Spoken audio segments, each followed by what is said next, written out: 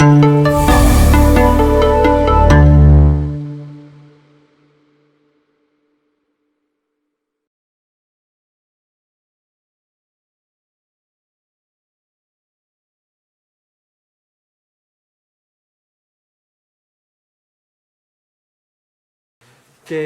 en primer lugar, bienvenidos a todos, a todas, a esta quinta edición de la tesis en 3 minutos. Felicitaros porque habéis leído una tesis doctoral, habéis obtenido el máximo grado que se puede obtener en la Universidad Española, no podéis llegar más arriba, así que muchas felicidades.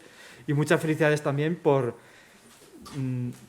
echarle coraje y resumir en 3 minutos vuestra vida de los últimos 3, 4, 5 años, ¿de acuerdo? Muchísimas, muchísimas felicidades. Y poco más. Agradecer también a la Escuela Internacional de Doctorado, pues porque esto que es una fiesta lleva también mucho trabajo detrás y eso también hay que reconocerlo. Y ya os digo, poco más. Le paso la palabra a Herminia, que ya os va a hablar muy bien de todo esto. Gracias, Antonio. Bueno, pues buenos días. Os damos la bienvenida a estas quintas Olimpiadas, tu tesis en 3 minutos, en nombre de mis compañeras y yo, que somos el equipo directivo de la escuela. Y bueno, pues como sabéis, este año, por motivos de número de alumnado, hemos tenido que pasar directamente a la fase final, en la que vais a concursar 14 estudiantes de doctorado.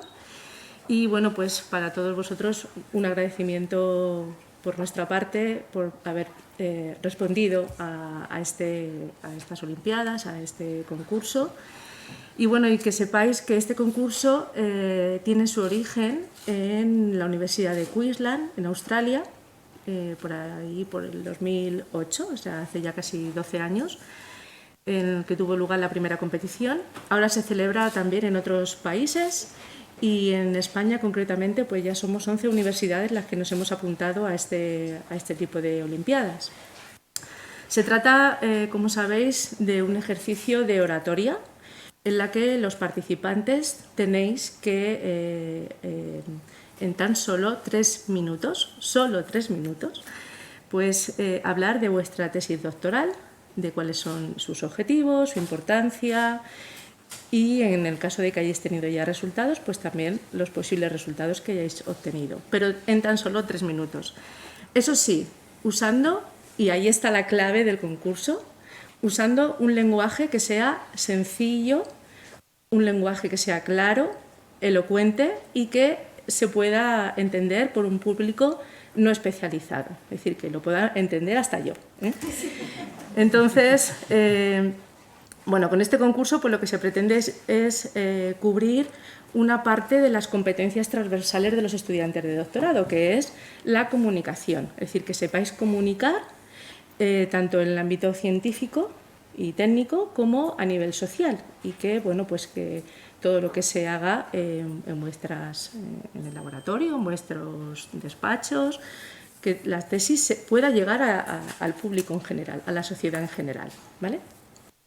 Bien, las reglas del concurso, pues ya sabéis, los conocéis porque supongo que habréis leído la convocatoria. Se trata de que, como decíamos, en 3 minutos hagáis una presentación en castellano, en prosa, no vale que estéis aquí echando un verso, y que sepáis también que cualquier información, eso sí, es importante que vosotros, que salga aquí, es susceptible de difusión pública y que la universidad no se hace responsable de cualquier incumplimiento o infracción que pueda derivarse del mismo, ¿no? Se considera que una presentación comienza cuando comencéis a hablar, cuando estáis listos. Mi compañera Saturnina, que es la subdirectora, es la que va a hacer las presentaciones este año. Os preguntará, ¿estáis listos? Sí, pues a continuación el reloj que tenéis, vais a tener un reloj virtual en la parte de abajo de la pantalla y ese os va a ir indicando cuánto tiempo os queda. Os sugiero que, bueno, ya lo habéis ensayado seguro que 1.000.000 de veces, pero os sugiero que os ciñáis a esos 3 minutos. Obviamente no los podéis pasar porque quedáis descalificados, pero tenéis que apurar al máximo el tiempo. Es decir, también penaliza el que en un minuto os hayáis contado, te lo tenéis que contar. ¿Entendéis? Entonces, bueno, más cosas. Vuestras presentaciones van a ser grabadas y las vais a poder después ver en la página web de la escuela. Y la decisión es definitiva e inapelable. Para eso contamos con un prestigioso jurado al que quiero presentaros, que están sentados aquí enfrente y que son el doctor Carlos González Morcillo, que una vez más contamos con su presencia, no es la primera vez que colabora con nosotros. También, Carlos es profesor titular de universidad en la Escuela Superior de Informática de Ciudad Real y es el director académico del Vicerrectorado de Transformación y Estrategia Digital de la UCLM y experto en comunicación. También hay un curso programado para el mes de diciembre que os aconsejo totalmente que lo hagáis, porque tiene muchísimo éxito y os lo puedo constatar por otras ediciones que ya se han celebrado. También contamos y debuta hoy como tribunal con la doctora Azahara Cañedo Ramos, que es profesora ayudante doctora de la Facultad de Comunicación de Cuenca y secretaria académica de la Facultad de Comunicación de Cuenca. Y bueno, pues es la primera vez que va a participar como jurado y bueno, yo espero que sea de tu agrado, Azahara, y muchas gracias. Y también contamos con el doctor Santiago Amador Ruiz, que es doctor en Educación y asesor de comunicación, y os tengo que decir que fue el ganador de las primeras Olimpiadas Tu tesis en 3 minutos que se celebraron aquí en el 2017. Y que también tenemos un curso programado que va a empezar el 8 y 9 de noviembre y que, también os animo a que os participéis de ese curso. Además, es que ambos cursos se complementan, con lo cual, pues os sugiero que, si no lo hayáis hecho todavía, que lo hagáis y que os inscribáis en ambos cursos porque os van a dar muchísimas herramientas y son de los mejores cursos que vais a poder hacer de los que se organizan en la Escuela de Doctorado. Bien, ellos pues tienen los criterios de valoración para que finalmente tengamos un ganador y se valoran pues la comprensión, el contenido, la comunicación.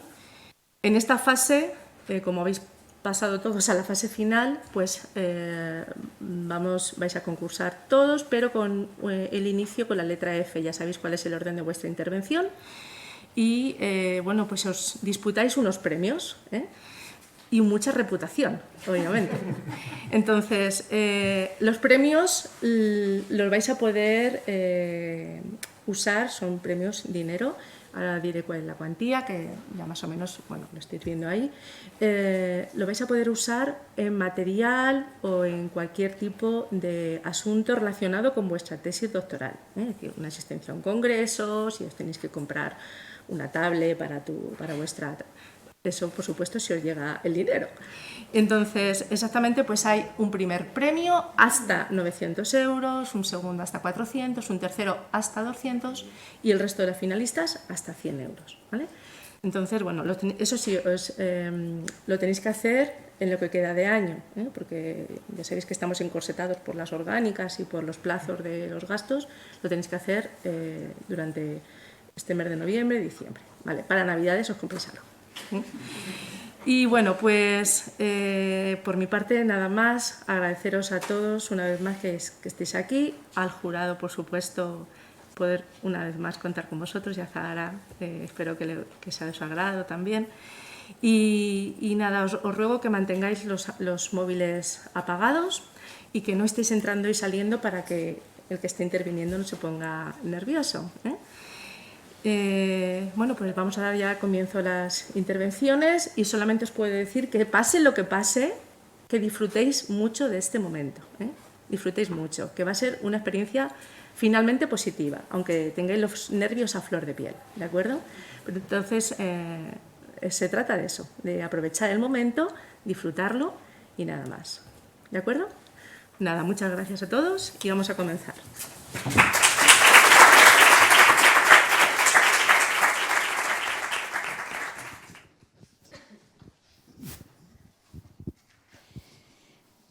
Bien, buenos días. Como ha dicho la directora de la escuela, gracias a todas y a todos por estar aquí esta mañana y vamos a comenzar ya con las presentaciones. Espero que traigáis los ejercicios de relajación hechos de casa. Respirad hondo, fuera nervios. Y voy a llamar ya a la primera participante en este caso, que es Celia Garrido Hidalgo. Celia pertenece a la rama de Ingeniería y Arquitectura y el título de su exposición es Comunicaciones inalámbricas de bajo consumo para la gestión de la cadena de suministro inversa en el Internet de las cosas industrial. ¿Sabíais que la basura electrónica es el residuo que más rápido crece? Solo en 2019 se generaron 53 millones de toneladas métricas, o lo que es lo mismo, el peso de la Torre Eiffel 5.400 veces. Y es que si miramos al futuro, el panorama no es mucho mejor, porque vemos que con la llegada del vehículo eléctrico, a partir del año 2030 veremos una oleada de baterías que comenzarán a alcanzar el final de su vida útil y tenemos que saber qué hacer con ellas. Y es que ya el problema no es lo que generamos, el problema es que quedan muchísimos países que ni siquiera tienen legislación para el tratamiento de estos residuos y actualmente solo estamos reciclando un 17%. Vamos a ver en esta investigación de qué forma nos puede ayudar el Internet de las cosas. Imaginemos que tenemos una cadena de suministro de vehículos eléctricos y que nosotros dentro de la batería del vehículo introducimos un dispositivo de Internet de las cosas. De esta forma lo que tenemos es información actualizada sobre el estado de salud de la batería en las distintas etapas de su vida y cuando llega al final de su vida útil sabremos de antemano qué hacer con esta batería siguiendo los principios de la economía circular. Para esto, ¿qué necesitamos? Pues en primer lugar, conocer en profundidad los procesos de recuperación de baterías. Y en segundo lugar, tenemos que dar con una solución para gestionar de manera global toda la información asociada a las baterías. Aquí es donde entran en juego lo que nosotros llamamos redes LP WAN, que al fin y al cabo son tecnologías de Internet de las cosas con las que vamos a conectar objetos a lo largo de distancias de kilómetros, pero con un consumo de energía despreciable. En el Instituto de Investigación en Informática de Albacete hemos desarrollado un primer prototipo con el que somos capaces de monitorizar en tiempo real el inventario de los componentes electrónicos de estas baterías. Y esto lo hacemos con una serie de contenedores inteligentes. ¿Qué pasa? Pues que si nosotros queremos llevar esta solución a la industria, también tenemos que ser capaces de gestionar la red, incluso cuando está formada por miles y miles de dispositivos. Pues bien, lo que estamos haciendo en este sentido es desarrollar un algoritmo con el que primero sincronizamos a los dispositivos de la red y después le asignamos a cada uno de ellos un espacio de tiempo en el que van a poder transmitir información. Y con esto hemos reducido hasta en un 30% la cantidad de información que se perdía en la red. He aquí un ejemplo claro de cómo podemos integrar las tecnologías del Internet de las cosas en procesos industriales para contribuir a un desarrollo digital de la economía circular. Muchas gracias.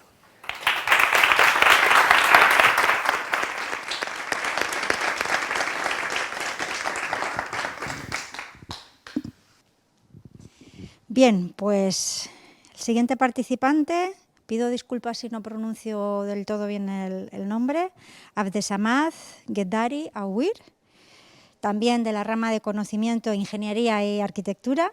Él está haciendo la tesis doctoral sobre nuevas estrategias medioambientales para la captura y transformación de CO2 en productos de interés industrial. Correcto, y lo has pronunciado bien. Gracias.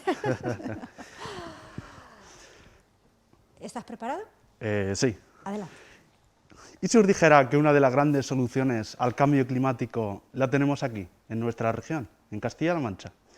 Por eso hoy os vengo a hablar de la estrategia CO2 AFP Strategy, una estrategia basada en la captura de CO2, pero no un CO2 cualquiera, sino un CO2 fermentativo, un CO2 que tiene una característica muy peculiar, y es que es muy concentrado, lo cual nos facilita su proceso de captura. Este CO2 es un residuo de la industria fermentativa. Por ejemplo, aquí en Castilla-La Mancha uno de los sectores claves es el sector vitivinícola, lo cual nosotros lo que hacemos es capturar este CO2 mediante sosa cáustica, una sosa cáustica que cualquiera de nosotros tiene en su casa, que de hecho es otro residuo de la industria cloroalcali.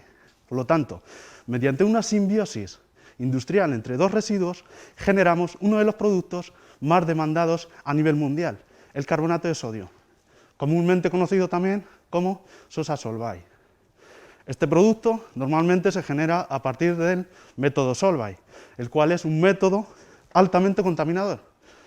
Por lo tanto, estamos generando una nueva alternativa que nos permitirá abastecer nuestra industria con este producto de forma totalmente sostenible. Este producto tiene una infinidad de aplicaciones. Entre ellas, las más destacadas, es la fabricación de vidrio. Entonces, entre nuestro objetivo está la fabricación de la primera botella de emisiones negativas a partir de este producto, que permitirá embotellar los caldos fermentativos generados por la propia industria fermentativa. Por lo tanto, en la economía circular cerramos su bucle. El desarrollo de esta estrategia en una de las empresas representativas de nuestra región Castilla-La Mancha, hemos detectado mediante un estudio real que seríamos capaces de reducir hasta un 80% nuestra huella de carbono. La huella de carbono de esta empresa será neutralizada, lo cual quiere decir que nos estamos adelantando a los futuros objetivos de París de cara al año 2050. Y no solo eso, sino que su extrapolación a las empresas más representativas de la región de Castilla-La Mancha supondría una reducción de todas las emisiones de CO2 que se generan en nuestra región un 3,76%, lo cual es extraordinario si se compara con el 2,96% conseguido en los últimos 5 años con todas las políticas y medidas medioambientales llevadas a cabo en nuestra región. Esto es una realidad. De hecho, hemos pasado de capturar gramos de CO2 a capturar toneladas de CO2, con el debido desarrollo de una patente. Actualmente estamos trabajando, entre otras cosas, en el desarrollo del primer modelo demostrativo. Créanme que no exagero si digo que va a suponer una revolución socioeconómica e industrial a nivel mundial. Muchas gracias.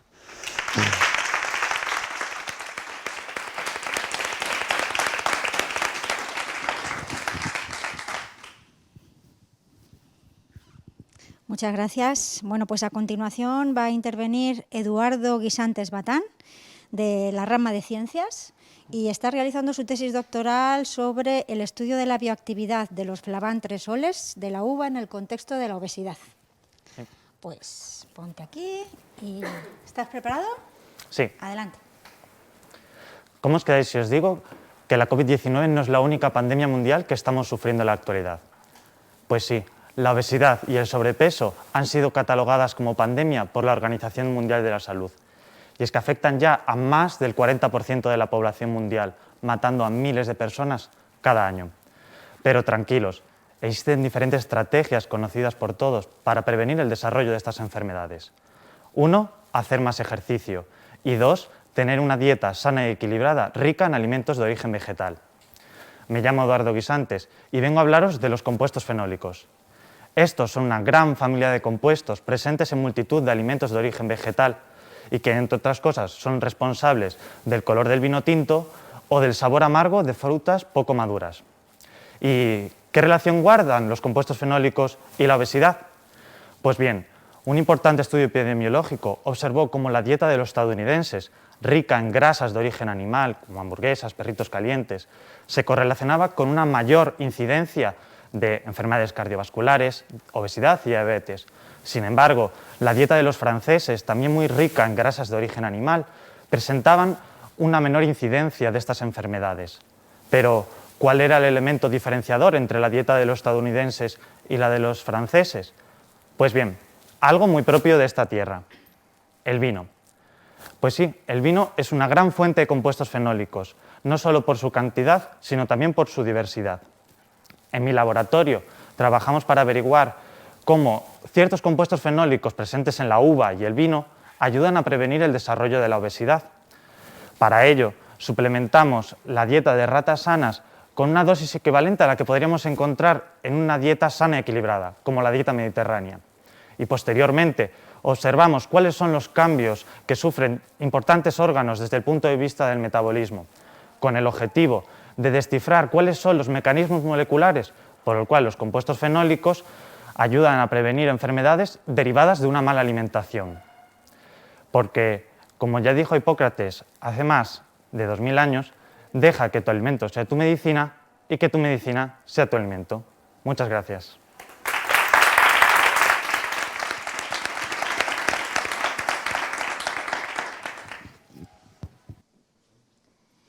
Bien, la siguiente participante es Esther López Fernández, de la rama de Ingeniería y Arquitectura. Y Esther está realizando su tesis sobre el desarrollo de electrodos nanoestructurados para electrocidores basados en membranas de intercambio aniónico. Qué difícil me lo pones. Cuando quieras, ponte aquí. Gracias. ¿Estás preparada? Sí. Adelante. Mientras que el 2020 siempre será recordado por el año del COVID-19, también se recordará como el año en el que el precio de la energía eléctrica se disparó.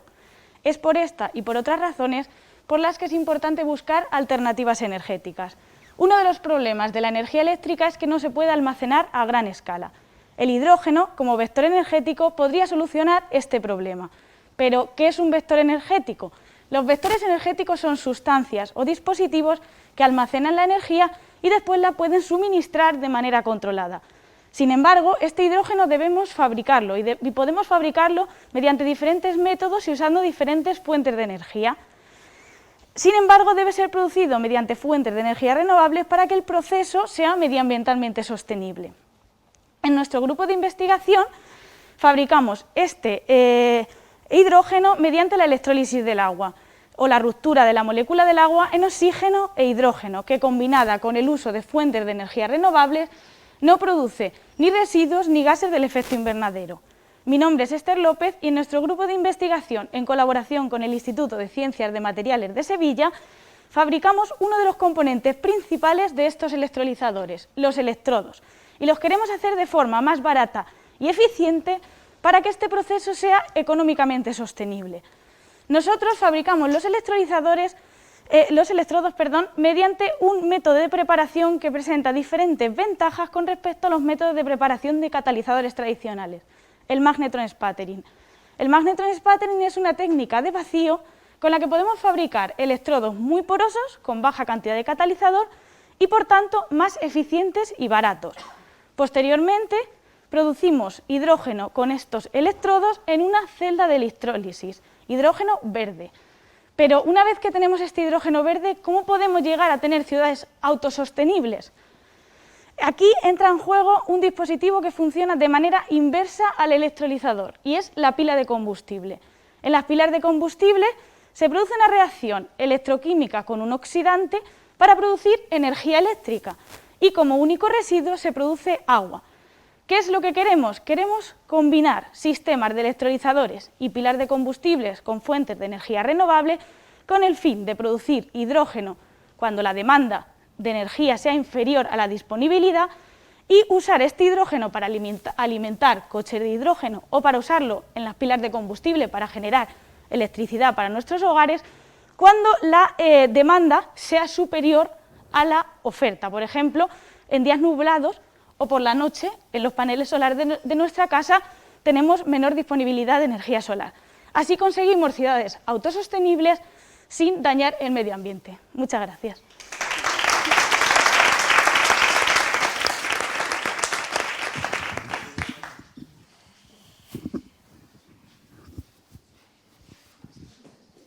Bien, pues la siguiente participante es Miriam Martín Díaz, también de Ingeniería y Arquitectura, y está realizando la tesis sobre la vivienda moderna en Azuqueca de Henares a partir de la implantación de grandes factorías industriales, de núcleo agrícola a industrial.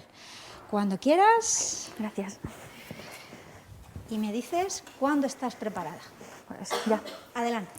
Desde muy pequeña he vivido en Azuqueca de Henares, una ciudad perteneciente a la provincia de Guadalajara, pero situada justo en el límite con la Comunidad de Madrid. Además, forma parte del corredor del Henares y por este motivo la vida en la misma siempre ha estado vinculada a la industria, sobre todo desde que en los años 60 se instalaron las fábricas de cristalería española. Mi nombre es Miriam Martín Díaz y con esta tesis pretendo analizar junto a mis directores Enrique Castaño e Ignacio González Varas la vivienda moderna en Azuqueca de Henares a partir de la implantación industrial, así como la transformación espacial de un pequeño núcleo agrícola que se convierte en ciudad industrial. La llegada de cristalería española supuso no solo la construcción de la factoría como tal, sino también realojar a los nuevos empleados y a sus respectivas familias.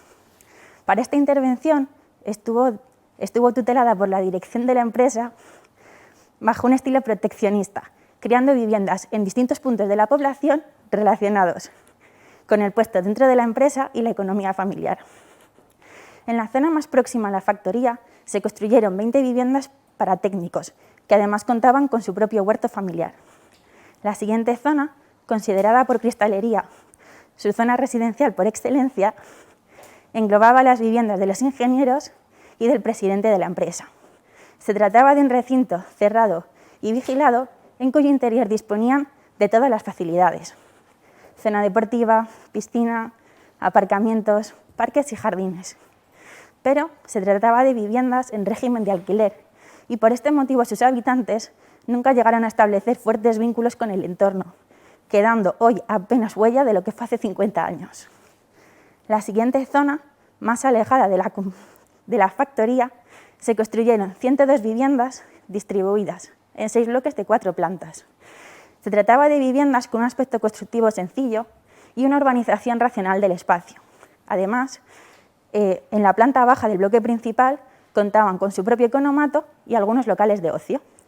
Considero importante puntualizar que de estas viviendas que os he comentado, las que a día de hoy mejor se conservan son estas últimas, y no porque su calidad constructiva fuese mejor, sino por la implicación social y la sensación de pertenencia que desde el primer momento tuvieron sus habitantes.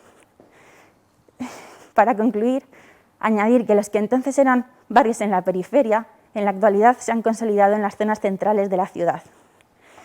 Por estos datos hemos podido comprobar cuál es la memoria histórica del lugar, para así considerar cuáles son las transformaciones que debemos considerar para el futuro. Muchas gracias.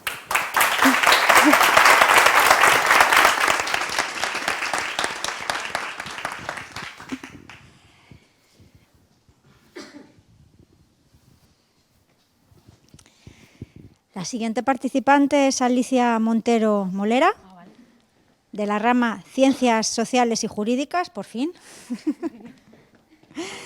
Y ella está haciendo la tesis doctoral sobre el mecanismo de la conformidad en la justicia de menores.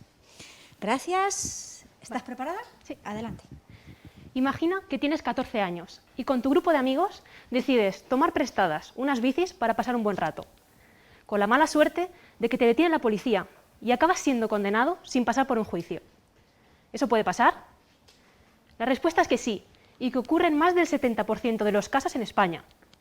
Es lo que se conoce en el derecho penal como el proceso de la conformidad. Yo soy Alicia Montero y estoy estudiando el funcionamiento de la conformidad en la justicia de menores. ¿Y qué es la conformidad? Mediante la conformidad, un menor va a reconocer los hechos de un delito y va a admitir su culpa para finalizar el proceso penal sin tener que llegar a celebrar el juicio. Para eso, la acusación y la defensa alcanzan un pacto. Este acuerdo ocurre de manera clandestina y se desconoce qué es lo que realmente ocurre en esta breve reunión entre ellos.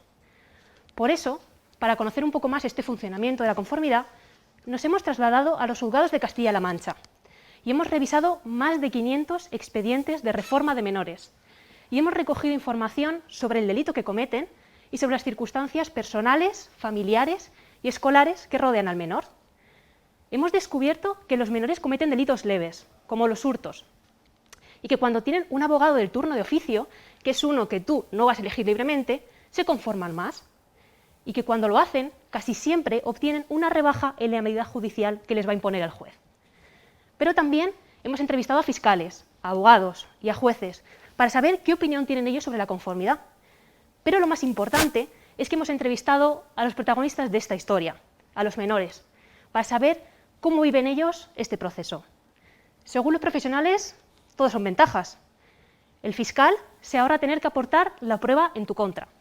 El abogado se ahorra preparar tu estrategia de defensa. Y el juez se ahorra decidir si condenarte o absolverte. Y a lo mejor te preguntas, vale, ¿y qué gano yo? Pues tú, que tienes 14 años, vas a aspirar a conseguir un castigo más leve a cambio de no exponerte en un juicio. Pero es que también hay muchas desventajas. Los menores son más inmaduros, son más influenciables, son más propensos al riesgo y desconocen el lenguaje jurídico. Por eso, algunos menores se conforman por miedo, o por presiones, o por desconocimiento. Y eso hace que no se den cuenta de las consecuencias de la conformidad hasta que ya no hay vuelta atrás. Por eso es muy importante que el menor entienda su proceso penal, que participe en él, que tome decisiones libremente. Si esto ocurre, habrá muchas más posibilidades de que el menor cumpla bien su condena y, sobre todo, de que no vuelva a reincidir en un futuro. Muchas gracias.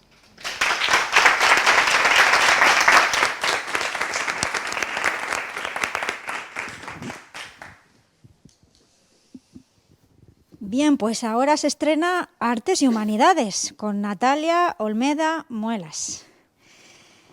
Natalia está haciendo la tesis doctoral sobre indicadores de riesgo del uso problemático de los diagnósticos digitales e Internet. Un paso hacia la prevención temprana de la adicción digital en la edad escolar. ¿Correcto? Exactamente. Pues vamos a esperar un poquito que los compañeros... ¿Estás preparada? Sí. Adelante. ¿Se imaginan que los colegios llamasen a la policía porque los niños utilizan videojuegos violentos? ¿Y si se prohibiesen entre semana por ley los videojuegos? ¿Y si multasen a aquellos padres que no limitan adecuadamente el uso de los dispositivos de sus hijos? Parecen medidas un tanto drásticas, ¿verdad? Pues todas ellas son reales y se están llevando a cabo en Reino Unido, China o Taiwán. Y la pregunta es inevitable: ¿los dispositivos son beneficiosos o son perjudiciales para los más pequeños? Por un lado, tenemos a aquellos autores que defienden el uso de los dispositivos en la infancia, porque son estupendos recursos didácticos. Pero por el otro, no nos podemos olvidar de los estudios que nos están alertando de las repercusiones de los dispositivos a nivel psicológico, físico, emocional y social. Mi tesis pretende resolver cuestiones aún dudosas sobre el uso problemático de los dispositivos digitales e Internet en alumnado de 9 a 12 años. Porque al respecto hay muchos estudios en adolescentes, pero ¿y qué pasa con los niños?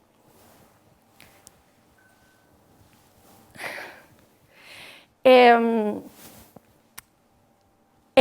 mi tesis hemos encontrado que, por un lado, el uso pasará de ser convencional a problemático dependiendo del dispositivo que se esté utilizando. Hay un mayor riesgo con videoconsolas y smartphones. También, para qué se esté utilizando. El riesgo es mayor en redes sociales y videojuegos online. ¿Dónde se esté utilizando? Hay un mayor riesgo en las habitaciones propias. ¿Y con qué frecuencia? Y respecto a la frecuencia, nos hemos dado cuenta que se están sobrepasando con creces los límites establecidos por la OMS. Pero no solo esto, sino que la prevalencia del uso problemático es realmente alarmante, un 32%. Esto quiere decir que, por ejemplo, en una clase de 25 alumnos, 8 de ellos presentarían esta problemática. Por lo tanto, ojalá que los resultados de esta tesis sirvan para ayudar a promover la salud física y mental de los más pequeños y ayudarles a entender que en ocasiones hace falta desconectar para conectar.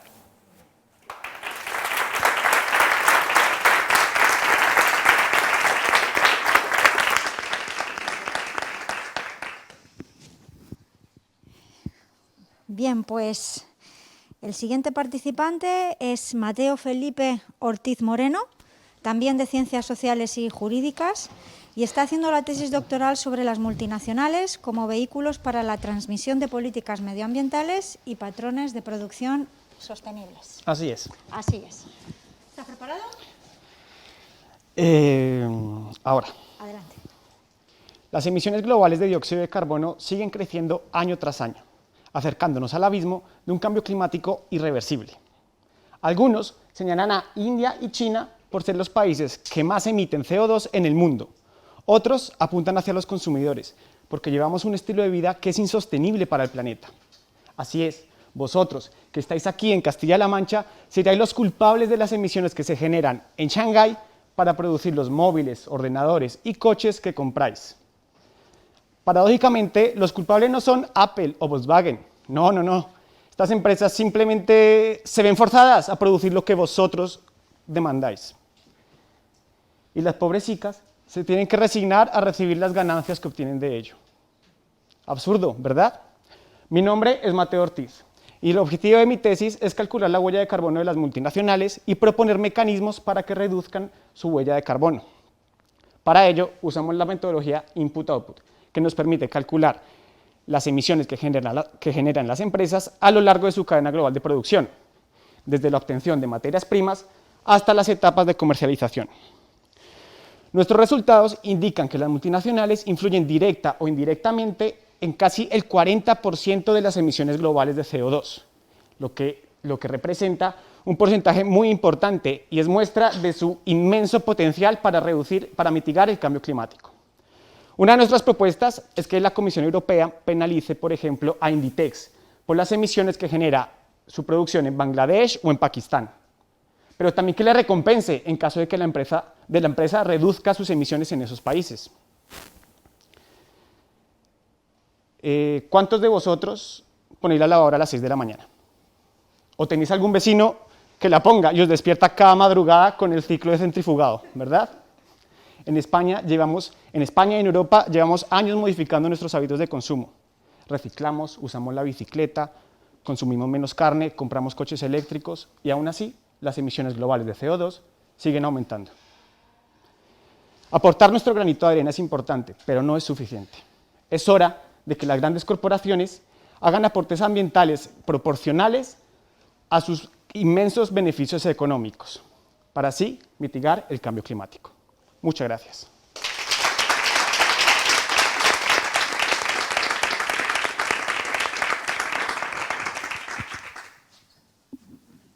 Bien, pues es el turno de Ana Páez Mérida, también de Ciencias Sociales y Jurídicas. Ana está haciendo la tesis sobre la toma de decisiones judiciales en materia de delincuencia femenina. ¿Estás lista? Sí. Adelante. ¿Alguien sabría decirme qué tipo de delitos suelen cometer las mujeres? ¿O cómo las castigan los jueces? Es probable que no tengáis una respuesta clara a estas preguntas. Y no es de extrañar. Hasta hace muy poco la ciencia tampoco tenía ni idea. Y es que la delincuencia siempre ha sido cosa de hombres. Y no porque sean los únicos que cometen delitos, sino porque la mujer delincuente ha estado invisibilizada a lo largo de la historia. No fue hasta la década de los 70 cuando se empezó a tomar conciencia de la importancia de analizar esta delincuencia, cuando la masculina llevaba prácticamente un siglo de desarrollo. Los estudios que se han ido realizando desde entonces nos demuestran que, primero, las mujeres cometen muchos menos delitos que los hombres. De hecho, en España, solo el 20% de las personas condenadas son mujeres. Segundo, sus delitos son más leves y menos violentos.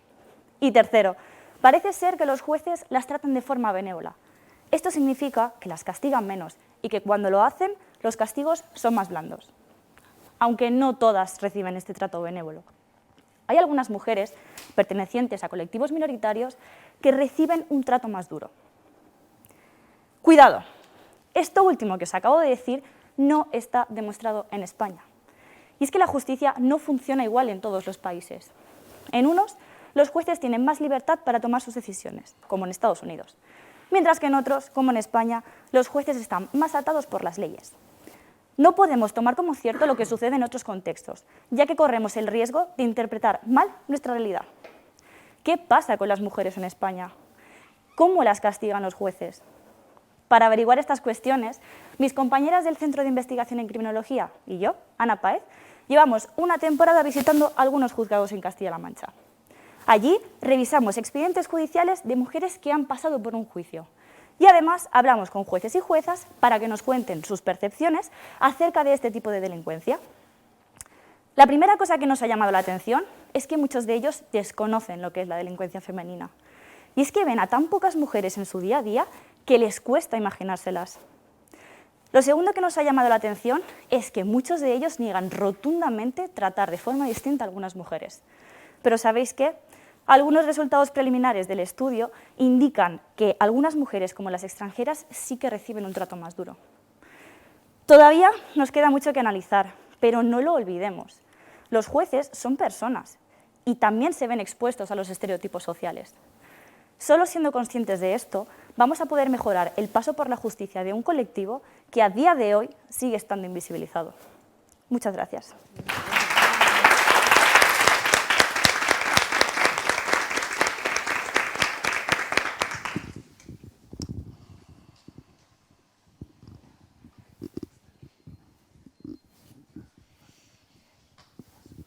Bien, pues ahora es el turno de Marina Pinzón García. Ella es de la rama de Ingeniería y Arquitectura y está haciendo la tesis sobre catalizadores novedosos para la producción de hidrógeno por descomposición de amoníaco. Sí. Pues cuando me digas, ¿estás lista? Sí. Adelante. Vale. El uso de energías provenientes de combustibles fósiles está aumentando tanto las causas como las consecuencias del denominado cambio climático. De hecho, a nivel mundial, el periodo 2014-2019 registró las mayores temperaturas de la historia y en 2018 se batió el récord de emisiones de CO2. A todo esto se suma que la población mundial no deja de crecer, esperando que se alcancen los 8,5 billones de personas en el mundo para 2030. Este crecimiento demográfico va ligado a la demanda energética, cuyo cumplimiento no es sostenible con el modelo energético actual. Una potente alternativa de descarbonización la presenta la llamada economía del hidrógeno.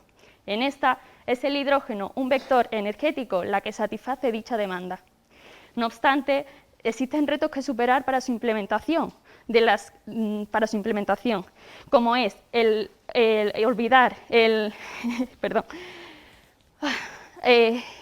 transformar los procesos de producción de hidrógeno gris e hidrógeno verde, hidrógeno azul, para dar paso al hidrógeno verde.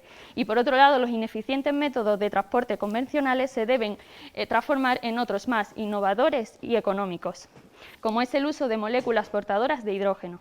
Entre ellas es el amoníaco, una molécula muy interesante, ya que su transporte es muy conocido y su naturaleza permite generar y almacenar altas cantidades de hidrógeno. Sin embargo, este proceso necesita altas temperaturas y necesitamos materiales comúnmente llamados catalizadores para llevar a cabo el proceso en condiciones más moderadas, es decir, catalizadores que nos permitan romper la molécula de amoníaco en hidrógeno. El amoníaco permite almacenar, un metro cúbico de amoníaco permite almacenar una cantidad total de 121 kilogramos de hidrógeno, casi el doble que un metro cúbico de hidrógeno líquido. Mi nombre es Marina Pinzón y estoy desarrollando la tesis doctoral en la búsqueda de catalizadores eficientes y económicos para la producción de hidrógeno a partir de amoníaco. Para ello, en nuestro laboratorio hemos desarrollado perovskitas que son excelentes precursores para la síntesis de catalizadores altamente eficientes y competitivos en la reacción. Conseguimos conversiones muy elevadas a temperaturas moderadas, siendo estos catalizadores muy estables durante más de un día de reacción.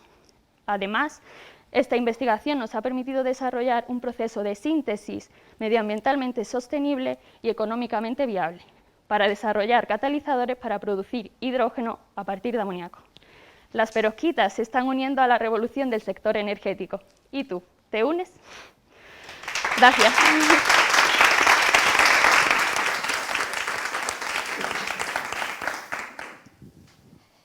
Ahora es el turno de Sandra Rey de Viñas García, de Artes y Humanidades.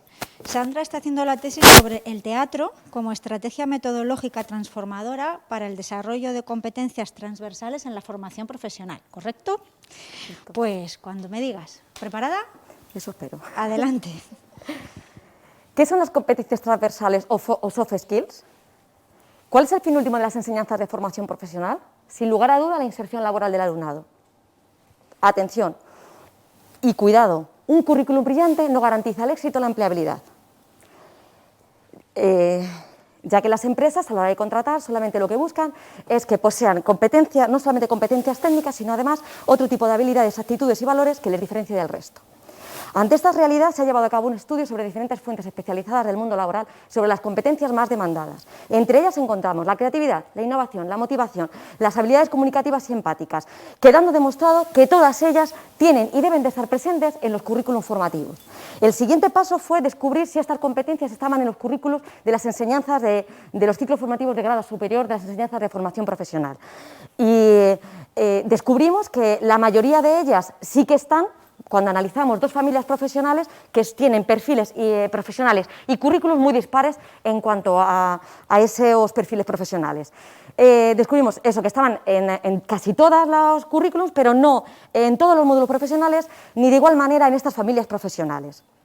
Ante esto también nos dimos cuenta que no existe una normativa que regule la relación entre competencias, contenidos y criterios de evaluación como sí ocurre en las enseñanzas obligatorias y el bachillerato. También no existe ninguna normativa que tenga la obligatoriedad de que estas competencias sean programadas en estas enseñanzas de formación profesional. ¿Qué hicimos ante esta realidad? Pues preguntamos al profesorado a ver qué piensa sobre estas competencias transversales, si las trabaja en el aula, si le dedica un tiempo específico, qué metodologías activas emplean dentro del aula. Y los resultados que obtuvimos es que son más los que los identifican en el currículum que aquellos que las programan en los currículums de las enseñanzas de formación profesional.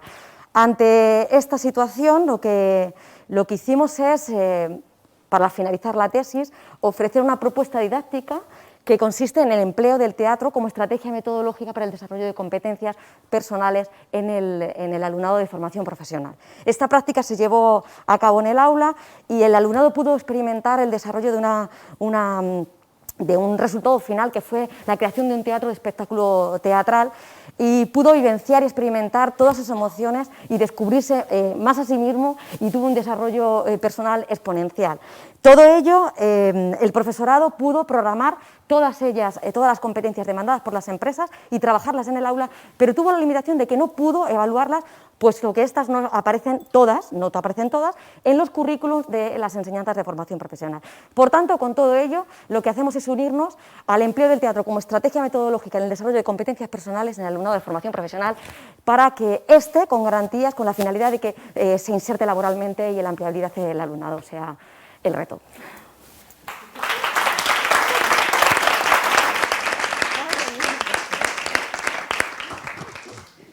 De verdad me va a dar un ataque al corazón. ¿Cómo apuráis? Bueno, pues el siguiente participante en este caso es Luis Roda Sánchez, de Ingeniería y Arquitectura. Está haciendo la tesis doctoral sobre orquestación Edge e interacción hombre-máquina como solución de Internet of Things industrial. Cuando quieras, ¿estás preparado? Sí. Adelante. Seguro que habéis oído hablar del Internet de las cosas, al menos aquí. Consiste en dotar de cierta inteligencia y capacidad de comunicación a objetos cotidianos. Actualmente existe una corriente de investigación que pretende implantar esta tecnología en entornos industriales. La industria 4.0 y las Smart Cities son dos pilares fundamentales del llamado Internet de las cosas industrial. Mi tesis consiste en integrar esta tecnología en estos dos ámbitos, pero con la novedad de hacerlo desde dos perspectivas diferentes. La técnica, que pretende dotar de inteligencia a esta red, y la social, enfocada en una digitalización adaptada al usuario. Respecto a la parte técnica, en estas redes, cuando disponemos de una gran cantidad de dispositivos, es necesario establecer mecanismos de gestión. Mi trabajo consiste en dotar de inteligencia a la red para que sea capaz de establecer esta gestión de forma autónoma en una cantidad de procesos. A esta inteligencia global de la red, trabajando como si se tratara de un único ente, se la conoce como orquestación. Y básicamente se trata de establecer distintas tareas según el tipo de dispositivo, el estado de las comunicaciones, la carga de trabajo de cada uno de ellos, etc. Respecto a la parte social, creo que la digitalización industrial es necesario que sea socialmente sostenible para conseguir un crecimiento estable y duradero. Hay muchos trabajadores en la industria que tienen una gran experiencia, pero que carecen de habilidades tecnológicas. Y si no adaptamos los avances a este tipo de trabajador o a este usuario final, puede que ideas brillantes no lleguen a implantarse nunca. Por este motivo he centrado mis esfuerzos en diseñar un sistema de interacción hombre-máquina intuitivo basado en dos pulseras inteligentes, con las que podemos hacer que un robot haga distintas acciones únicamente utilizando el movimiento de las manos. Esto pone en valor la experiencia del trabajador, ya que la reprogramación del robot es totalmente intuitiva y además hace que estos procesos sean flexibles, tienen una rapidez de ejecución alta y además alta precisión. También podemos evitar lesiones en los trabajadores, ya que son los robots los que hacen la mayor parte de tareas repetitivas, costosas y peligrosas. Con mi tesis lo único que pretendo es poner la primera piedra para que tecnología y sociedad vayan de la mano hacia el futuro. Muchas gracias.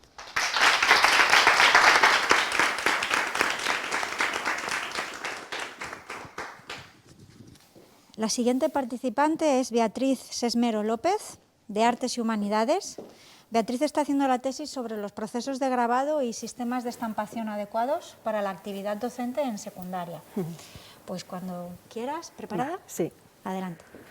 Profe, no sé dibujar. Profe, no tengo creatividad. Profe, no sé hacer esto. Estas son algunas de las respuestas que me encuentro frecuentemente en clase cuando planteo una actividad a mis alumnos. Mi nombre es Beatriz Sesmero y tras varios años como docente de secundaria en la especialidad de dibujo, me he dado cuenta que el problema no es el alumnado, sino el planteamiento de las actividades propuestas. Por tanto, ¿cómo podemos los docentes motivar a este tipo de alumnado dentro de las enseñanzas artísticas? Pretendiendo encontrar esta motivación académica e intentando abrir nuevas vías de expresión, se plantea esta tesis con el uso del grabado como herramienta metodológica. Pero me he quedado bloqueada. El grabado constituye un campo de creación artística con numerosas técnicas y procedimientos que ofrece grandes recursos. Con más de 30 siglos de historia y referentes como Goya, Durero, Rembrandt o Piranesi, este medio siempre ha estado vinculado a un elevado rigor técnico y a una alta toxicidad, que con los años ha sido desechado en su uso docente dentro de la secundaria. Además, gracias a los nuevos avances, podemos hablar de nuevas técnicas y procedimientos adaptados a la gráfica, acercando aún más los procesos y reduciendo la toxicidad. Pero no os equivoquéis, no, esta tesis no pretende ser un exhaustivo recorrido por el terreno artístico del grabado, profundizando en técnicas y materiales, no. Esta tesis pretende la adaptación de materiales flexibles que se adapten a las características del alumnado. Pero os preguntaréis, ¿cómo podemos conseguir esto? Pues en primer lugar, fomentando el grabado para la creación de la identidad propia del alumnado, algo muy importante en la adolescencia. Gracias a las numerosas técnicas y procedimientos que ofrece este medio, el alumno podrá experimentar y expresar sus sentimientos, ideas y emociones, fomentando además la creatividad, tanto en la forma de crear como construir la estampa y la matriz, otorgándole además especial relevancia al aula taller como escenario para aprender haciendo y mediante unas fichas didácticas que hemos elaborado y que ayudarán en el proceso de enseñanza-aprendizaje. Porque no debemos olvidar que el arte desempeña un papel muy importante en la vida de los alumnos de la educación secundaria. Significa una actitud ante la vida, un medio para expresar sus sentimientos y emociones. En definitiva, con mi tesis se pretende resaltar y posicionar el papel del grabado dentro de las enseñanzas artísticas de la secundaria, logrando aumentar positivamente el grado en el que el alumno se siente envuelto dentro de la experiencia artística, dándole además grandes soluciones al problema de la creatividad y otorgándole a los futuros revolucionarios visuales las mejores armas para su desarrollo comunicativo artístico. Gracias.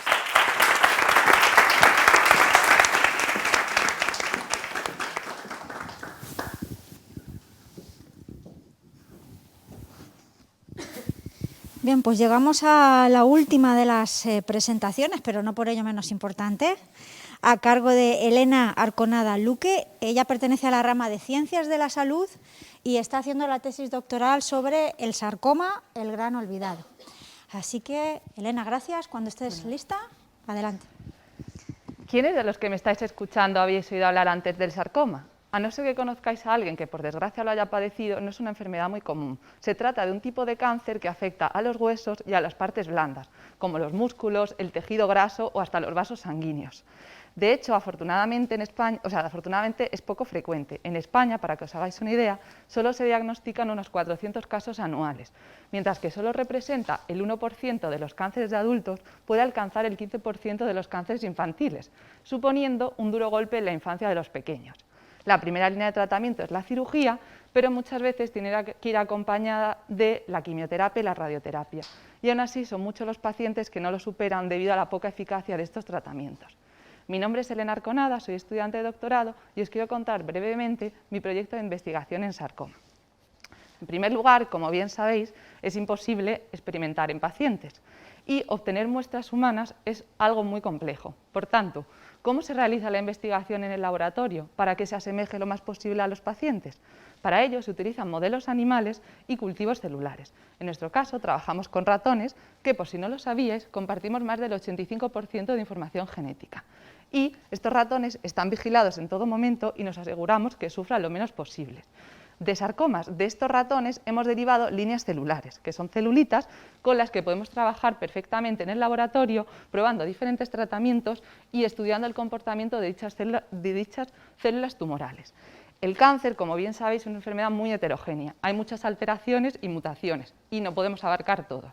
En nuestro laboratorio decidimos centrarnos en una proteína llamada RK5, que esta proteína en condiciones normales, fisiológicas normales, es fundamental para el correcto desarrollo de la célula, ya que está implicada en procesos de crecimiento y proliferación, pero que según la bibliografía está alterada en una gran variedad de sarcomas. Entonces nos pareció interesante ver cuál es el papel que desarrollaba esta proteína en el crecimiento tumoral. Para ello empleamos una técnica de ingeniería genética que nos permite disminuir la expresión de esta proteína. Por tanto, teníamos nuestras células tumorales con RK5 bajo y células normales con RK5 normal. Y estas células se volvieron a inocular en ratones. ¿Y cuál fue nuestra sorpresa al ver que aquellas células sin RK5 generaban tumores de forma significativamente más tardía que aquellas células con RK5 normal? Por tanto, esta observación apoya un análisis bioinformático en pacientes de sarcoma que muestra una tendencia en RK5 elevado y una peor supervivencia. No obstante, no hay que olvidar que todos estos son datos preliminares y aún queda un largo camino para poder aplicarlo a la clínica. Mientras tanto, seguiremos intentando investigar para encontrar una cura contra el cáncer. Muchas gracias por vuestra atención.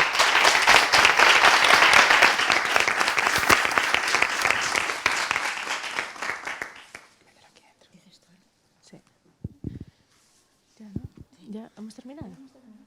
Ah, qué rápido.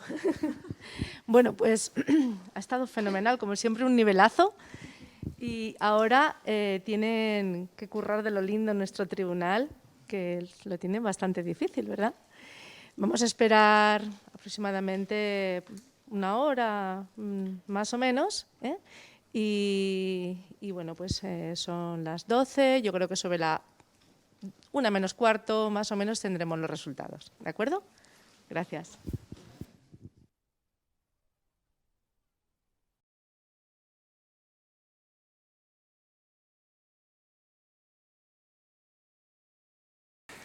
Sí que os quería felicitar porque en realidad lo habéis hecho muy bien, ¿eh? Y para próximas ediciones en las que os presentéis, pues animaros a que quitéis los nervios, porque esto no es más que una obra de teatro, en la cual en un momento nos toca ser público y en otro momento nos toca ser jurado.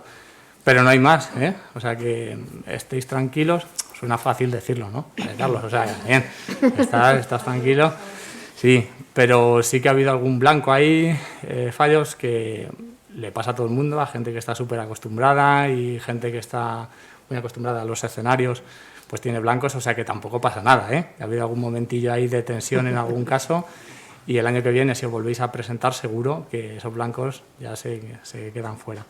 Por comentaros algunas cuestiones de mejora en general, ¿vale? Yo os voy a comentar algunas cositas y luego los otros compañeros pues que aporten alguna cosa más. Como soy el primero, pues tengo libertad de decir lo que me da la gana. Primero, en muchos casos habéis utilizado palabras abstractos. Tengo algunos apuntados: procesos, estructuras, arquitecturas. Esa serie de palabras son difícilmente visualizables. Normalmente se sigue mejor el orden cuando se utilizan palabras que tienen una visualización, que os podéis imaginar, ¿vale? Entonces, intentar convertir esos palabras abstractos que en ciertos ámbitos nos encantan. A los ingenieros nos gusta mucho hablar con palabras abstractos y con siglas y con todo esto, pues intentar evitar en la medida de lo posible esas palabras, ¿no?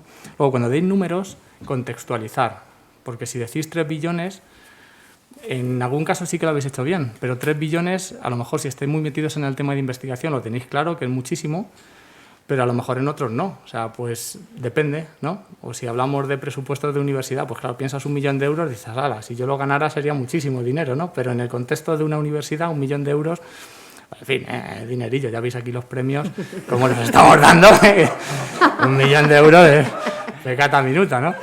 Bueno. Otra cosita más, las pausas. Algunas habéis hablado como el anuncio de los Micro Machines, no sé si os suena, yo es que soy muy viejo ya, pero tratando de condensar en 3 minutos un montón de ideas. Y lo suyo es que las pausas bien utilizadas hacen que lo que se dice a continuación cargue de fuerza y de interés. Entonces, en algún caso lo habéis utilizado muy bien, yo me quito el sombrero, suelo hablar muy rápido, y me fijo en eso, ¿no? Cuando alguien habla respetando las pausas y con un tono un poquito más tranquilo, da sensación de seguridad. Y además tienes la ventaja extra de que tienes tiempo para pensar, con lo cual no dice muchas tonterías a continuación. Entonces, eso, tratar de manejar las pausas, hacer esa pausa dramática y luego comentar la idea principal. Eso da muchísima fuerza al discurso. 2 cositas me quedan. ¿Y a mí qué? No sé si lo conocéis, el editor de la revista Wired decía que hay 3 qués. El qué, ¿no? Que es de lo que va vuestra tesis. El y qué, que es porque es importante para el mundo, para la humanidad, para la raza humana, ¿no? Y el a mí qué, es a mí, como persona, ¿por qué me tendría que interesar vuestra tesis? Y cuidado que no estamos valorando nunca la temática de la tesis. O sea, aquí nos ha dado puntos porque el tema de la tesis en sí nos guste más o nos guste menos, o nos parezca, pero sí que tenéis que llevarlo al a mí qué, ¿no? Porque a fin de cuentas, cada uno lo que le importa es qué hay de lo mío, ¿no? Pues eso, tratar de llevarlo al a mí qué, a ese profesor de informática que estáis sentado, que me está escuchando, porque, bueno, y a Santiago, a la profesora de comunicación, a todos, y el a mí qué, ¿no? En algún caso puede ser que esté implícito en la temática. Si habláis de, yo qué sé, de obesidad infantil o del enganche de los niños al móvil, yo como tengo hijos, pues digo, jolín, a mí me preocupa el tema, pero si no, tratar de llevar siempre a ese y a mí qué, ¿no? Llevarlo a ese terreno. Y último, el tiempo, que no sobre, que no sobre. En algún caso hemos penalizado cuando ha sobrado tiempo, o sea, no puede ser que os sobren 30 segundos. Es la 6ª parte del tiempo que tenéis, o sea, tampoco debe de faltar, hay que hacerlo en tiempo, pero no os debería de sobrar mucho tiempo, ¿no? Quizá también, a lo mejor se ha olvidado alguna idea, alguna cosilla, por eso quizá ha sobrado tiempo, pero intentar quedaros, ya lo había dicho la compañera al principio, que no debe ni de faltar, por supuesto, ni que sobrar tampoco mucho tiempo. No me quiero extender mucho más. Enhorabuena a todos, de verdad, me han gustado mucho todas las presentaciones. Y bueno, pues los comentarios que os hagamos son solo con ánimo de mejorar para la próxima edición. Muchas gracias. Bueno, por mi parte suscribo todo lo que ha dicho Carlos. Aprovecho la ocasión para agradecer a la Escuela Internacional de Doctorado de la Universidad de Castilla-La Mancha la invitación a que desde la Facultad de Comunicación formamos parte de este proceso en el que la comunicación es uno de los puntos que valoramos. Ha sido difícil, efectivamente, como ha dicho Carlos, tomar la decisión. El nivel es alto. Enhorabuena a todos y a todas por haberos atrevido a dar este paso. Cuando yo hice mi tesis doctoral, se lo comentaba antes a Santiago, mi director de tesis insistió y yo no me atreví, y eso que soy de comunicación, a contar lo que llevaba sufriendo 4 años en tan solo 3 minutos. ¿Cómo contar mi marco teórico, ¿no? Y aquello que a mí me parecía tan trascendental en tan solo 3 minutos. Así que mi más sincera enhorabuena. Los puntos a mejorar ya os los ha comentado Carlos. Yo destacaré las cosas que habéis hecho bien y que creo que seguís que seguir haciendo en esa línea, ¿no? Para futuras ediciones o para vuestra vida. Es importantísimo que como científicos y científicas hagamos a la sociedad partícipe de lo que hacemos. En un momento además en el que las instituciones públicas y en algunos casos la universidad pública está siendo atacada, ¿no? Por diferentes poderes y diferentes discursos, creo que es importante que dejemos claro lo que hacemos y que dejemos claro lo que aporta lo que hacemos a la sociedad civil. No estamos aquí para lucrarnos ni para ser ricos, porque si no nos dedicaríamos a otra cosa. Todos los aquí presentes estamos aquí para, como decía un gran teórico, para transformar el mundo, ¿no? No se trata de filosofar sobre el mundo, se trata de transformarlo, y parte de esa transformación viene dada por cómo comuniquemos aquello que estamos haciendo para la transformación del mundo. Así que seguid en esta línea. Ha sido para mí un absoluto placer conocer las investigaciones que desde otras áreas ajenas a la mía se hacen desde esta nuestra casa, y espero que nos encontremos en el camino, no sé si en futuros eventos como este o en la propia vida académica. Así que mi más sincera enhorabuena a todos. 3 minutos, 180 segundos. Es increíble todo lo que se puede conseguir en tan poco tiempo. Y vosotros hoy lo habéis demostrado. Habéis mostrado a toda la comunidad académica cómo pretendéis transformar el mundo, y eso es de alabar. A todos los que habéis participado, ganadores, no ganadores, os doy la enhorabuena y os felicito por haber estado aquí, porque hay muchos doctorandos, vosotros lo sabéis, tenéis muchos compañeros, hay mucha gente, cada vez más en la UCLM me consta, pero muy pocos cada año tienen el valor de salir aquí y ponerse ante los ojos de toda la comunidad académica. Así que enhorabuena, porque hoy sois referentes. Yo esto siempre lo cuento, cuando doy clase en colegios, en institutos, de vez en cuando pongo algún vídeo de vosotros, de los participantes de 3MT.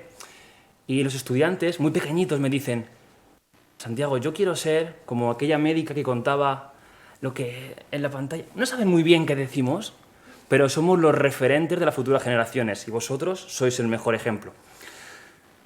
Quería daros también algunos tips, además de lo que han dado ya mis compañeros, que han sido geniales, yo los suscribo, pero son los siguientes. Cuidado con alargar demasiado nuestras frases cuando estamos hablando. Yo esto lo aprendí del profesor Carlos González, que normalmente preparamos discursos para ser leídos y no para ser locutados. Frases muy largas pierden el impacto, porque normalmente la comunicación oral está hecha para durar entre 2 y 3 segundos por cada intervención. Y si no, mirar cuando habláis con vuestros amigos. 2, 3 segundos, no más. No alarguéis demasiado vuestras oraciones, porque pierden impacto.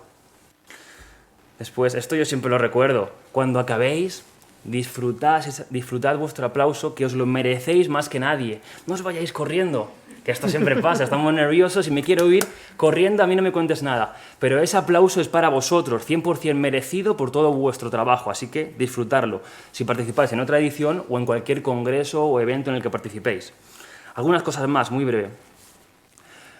Hay una cosa que suele desconectar mucho con el público, que es el monótono, robótico que a veces tenemos cuando estamos muy nerviosos. Es normal. Cuando estamos nerviosos, Santiago, no me pidas que juegue mucho con la voz porque estoy un poco tenso. Pero si yo juego con la voz, fijaos qué bien lo hacen mis compañeros, cómo van modulando, cómo van orientando esa voz hacia donde yo quiero, destaco mucho más que el resto, que aunque aquí es una competición, esto también nos ayuda cuando voy a pedir financiación, cuando estoy en un congreso, para que mi póster destaque más. Cuidado.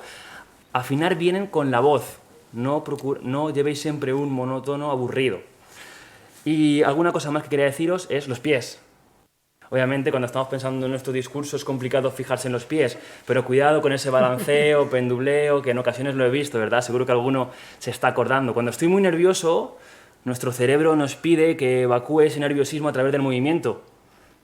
Pero ahí es cuando hay que estar calmados, porque transmite mucha seguridad tener un paso firme y transmite mucha inseguridad estar balanceándome constantemente. Y para todos los que habéis participado, para los ganadores, enhorabuena, ha sido muy difícil decidir quién iba a ser el ganador hoy. Y para los que no habéis ganado hoy, os recomiendo que sigáis intentándolo. Porque a mí me gusta decir que en 3MT, como en la vida, no existen los perdedores, solo existe la gente que deja de intentarlo. Muchas gracias.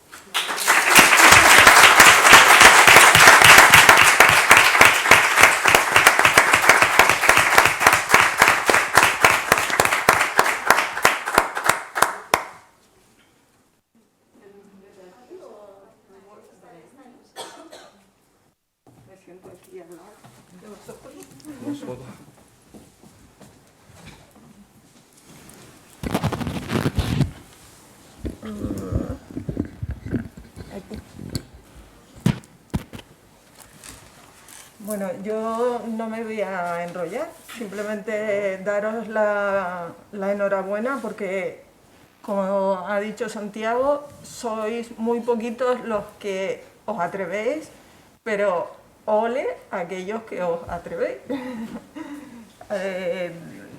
Yo creo que ha ido habiendo una evolución muy importante en este concurso. Y yo creo que cada vez lo hacéis mejor.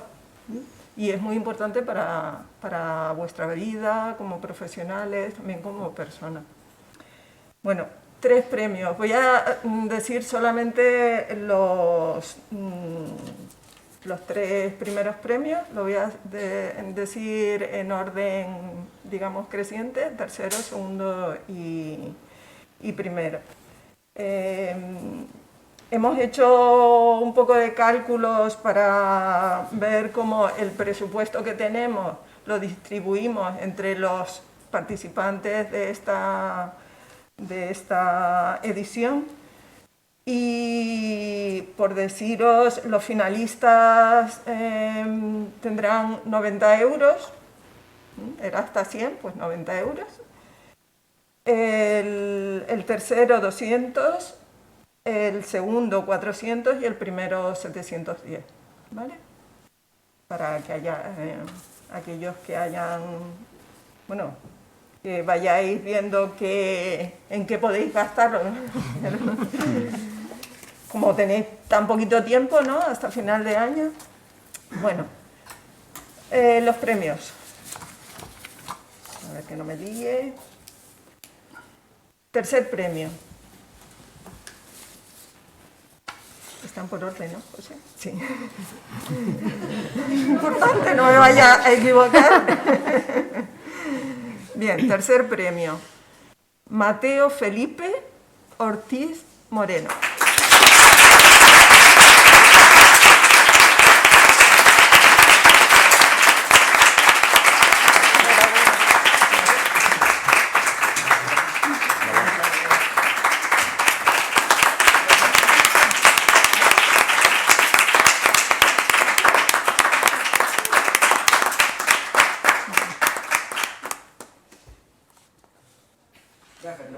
Enhorabuena. Bien. Segundo premio. Alicia Montero Molera.